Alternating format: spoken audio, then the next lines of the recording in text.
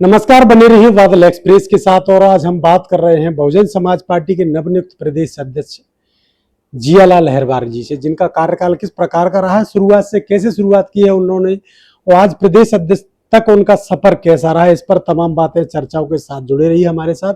उनकी क्या रणनीति रहेगी, मध्य प्रदेश में किस प्रकार की भूमिकाओं को लेकर चल रहे हैं। लगातार मध्य प्रदेश में जब से प्रदेश अध्यक्ष बने हैं लगातार समीक्षाओं का दौर जारी है, और अब उनकी भूमिका क्या कुछ रहने वाली है। अध्यक्ष जी, आपका स्वागत है। सबसे पहले मुरैना में भी आए उसके लिए, और प्रदेश अध्यक्ष बने उसके लिए भी आपका स्वागत है, और आपको बहुत बहुत बधाई हो। धन्यवाद आपको।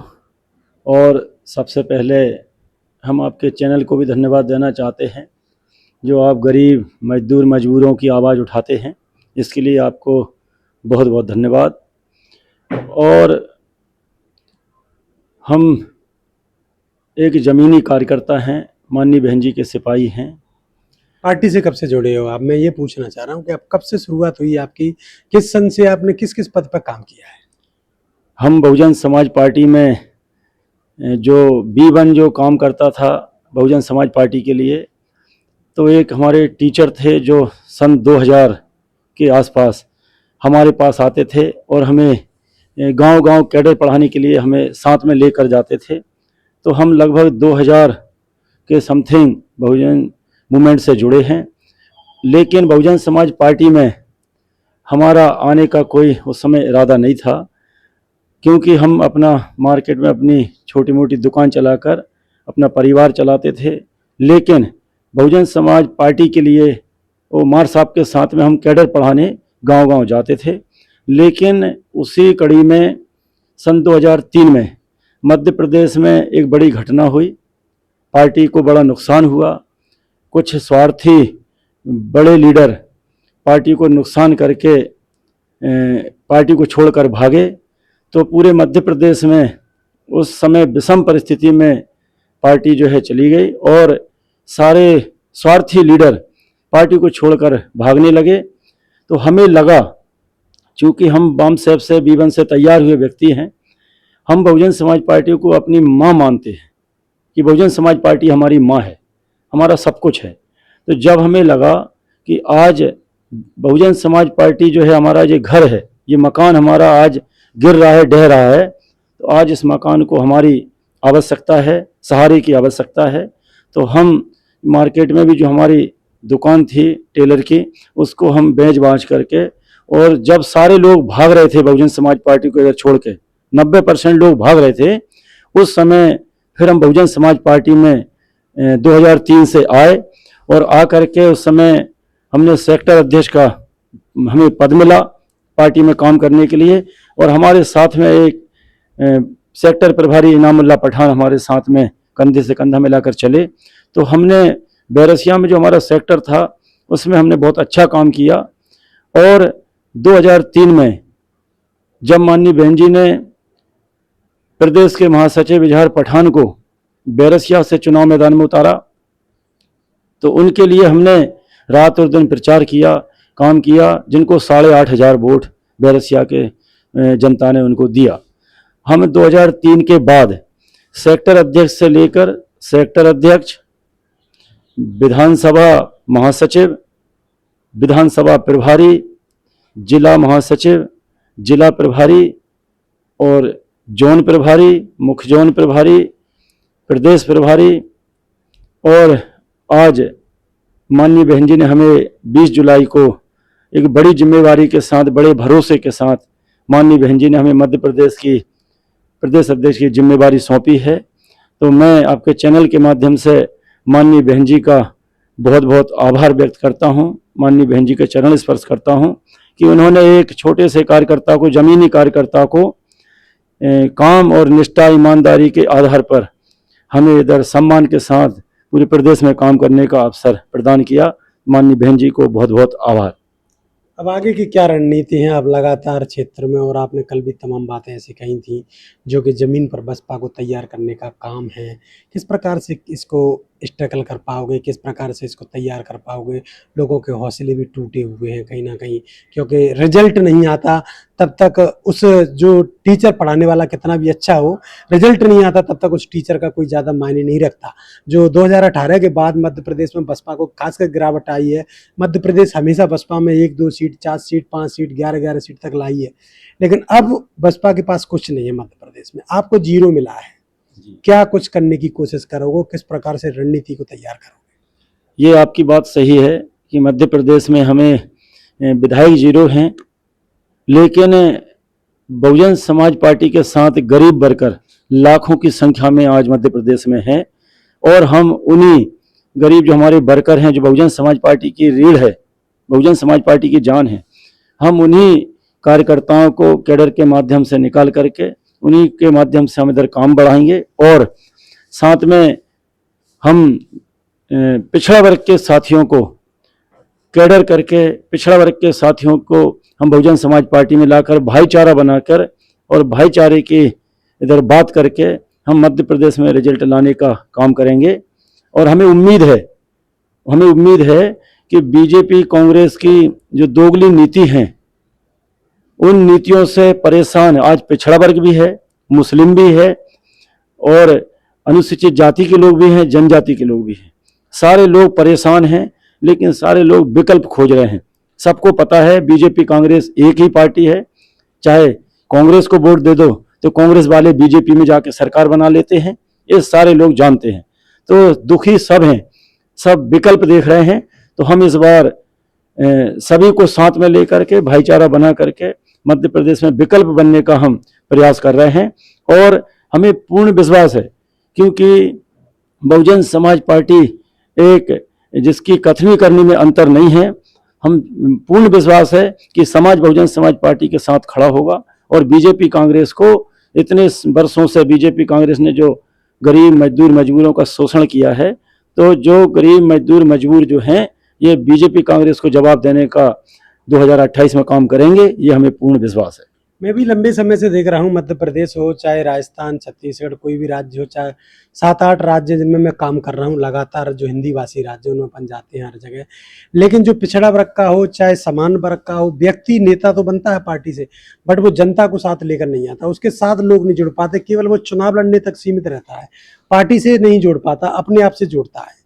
क्या इस बार ऐसी कोई रणनीति रहेगी कि नहीं, अब पिछड़ा वर्गों के सम्मेलन हो, अलग से सवर्णों के सम्मेलन हो और उनमें जाकर अनुसूचित जाति का व्यक्ति नहीं जाएगा केवल, और उन लोगों के सम्मेलन होंगे और जिसमें हम देखेंगे कि वास्तविक जो चुनाव लड़ने वाला व्यक्ति है वो क्या वास्तविक अपने समाज को जोड़ के बैठा है या फिर नहीं बैठा है? हम अब सम्मेलन तो एक अलग बात है, सम्मेलन में लोग आते हैं और चले जाते हैं।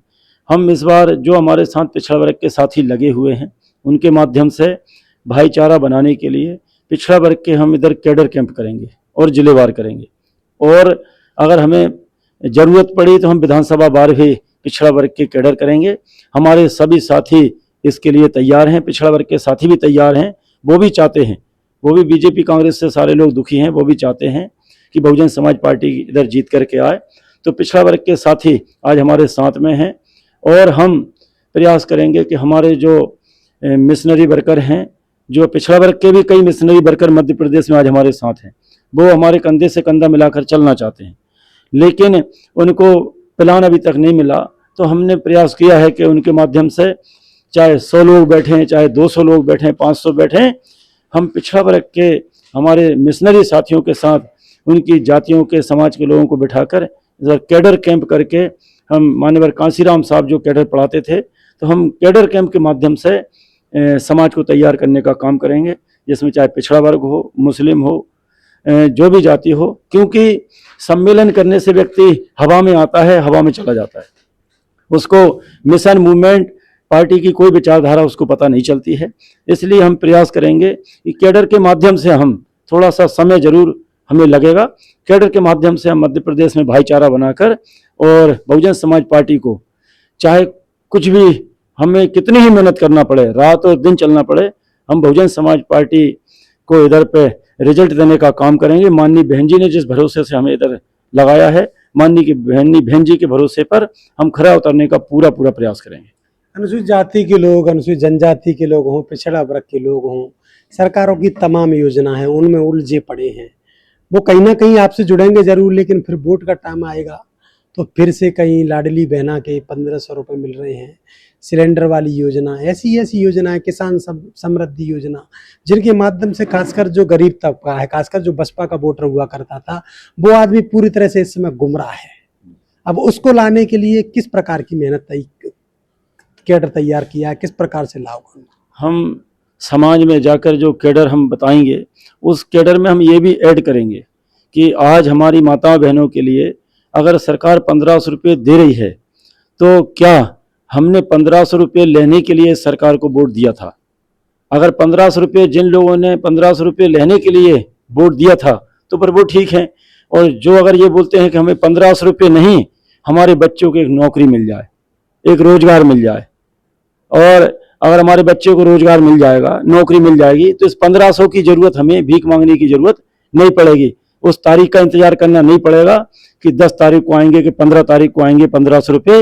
लेकिन एक बच्चे को घर में से नौकरी मिल जाएगी तो ये तय है 5 तारीख से पहले उनके खाते में 20,000 40,000 रुपये आएंगे, तो एक परिवार, एक सक्षम परिवार होगा।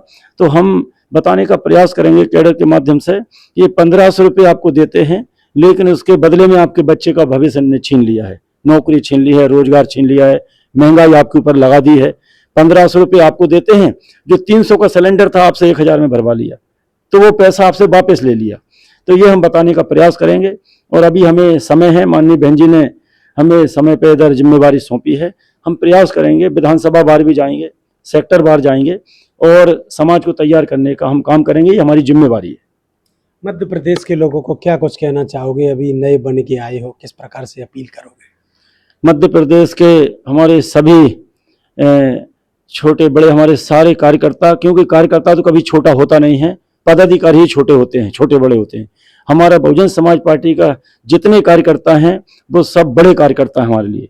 तो हमारे कार्यकर्ताओं के साथ साथ, हमारे पदाधिकारियों के साथ साथ, हम मध्य प्रदेश के सभी सम्मानित साथियों से ये अनुरोध करना चाहेंगे कि आपने कई वर्षों तक बीजेपी कांग्रेस को वोट किया है और इस उम्मीद पे किया है कि आपके बच्चों का, आने वाली पीढ़ी का ये भला करेंगे।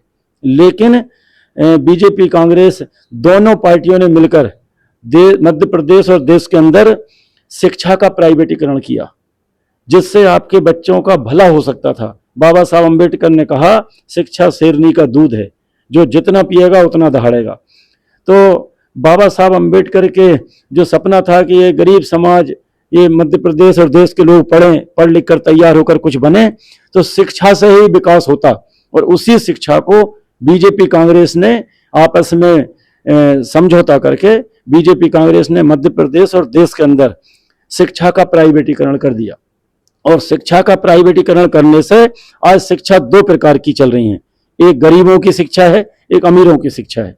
गरीबों का बच्चा सरकारी में, आंगनबाड़ी में, और अमीरों का बच्चा अच्छे सीबीएसई बोर्ड के स्कूल से पढ़ाई कर रहा है। तो ये 2 प्रकार की शिक्षा जिस प्रदेश और देश के अंदर होगी, तो उस देश में किसी का कुछ हो ना हो, लेकिन गरीबों का भला कभी नहीं हो सकता।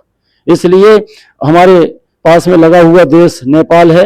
नेपाल ने अपने देश में जो प्राइवेट स्कूल चलते थे, सारे प्राइवेट स्कूलों को बंद किया। तो हमारे देश में, मध्य प्रदेश में सरकार को चाहिए कि यहाँ मध्य प्रदेश और देश के अंदर भी शिक्षा नीति सिंगल होनी चाहिए, दोहरी शिक्षा नीति नहीं होनी चाहिए, जिससे एक जाति का नहीं, मध्य प्रदेश में एक जाति का नहीं, सारी जातियों के बच्चों के साथ अन्याय हो रहा है। मात्र 5% लोग जो धन्ना सेठ हैं, जो बड़े लोग हैं, 5% लोगों को उच्च शिक्षा, अच्छी शिक्षा मिल रही है।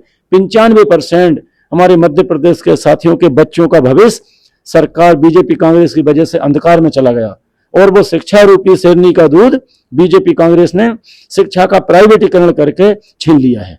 तो हम सारे मध्य प्रदेश के साथियों से अनुरोध करेंगे कि आप हमारे लिए नहीं, पार्टी के लिए नहीं, अपने बच्चों के लिए घर से निकलिए।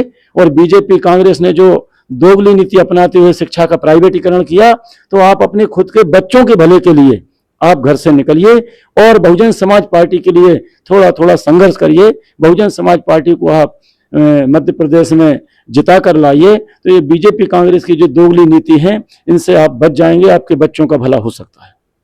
चलिए प्रदेश अध्यक्ष जी, बहुत बहुत धन्यवाद आपका। जिस प्रकार से बहुजन समाज पार्टी की मध्य प्रदेश में 2018 के चुनाव के बाद 2 सीटें रह गई थी और उपचुनाव में मध्य प्रदेश में बसपा के पास 0 रह गई। अब मध्य प्रदेश में प्रदेश अध्यक्ष की नई कमान मिली है जियालाल लहरबार जी को, और उनकी क्या कुछ रणनीति के साथ आगे बढ़ रहे हैं, आप लोगों का इस बारह तालाब पर क्या कुछ कहना है, कमेंट बॉक्स में राय देना ना भूलें। देखते रहिए बादल एक्सप्रेस।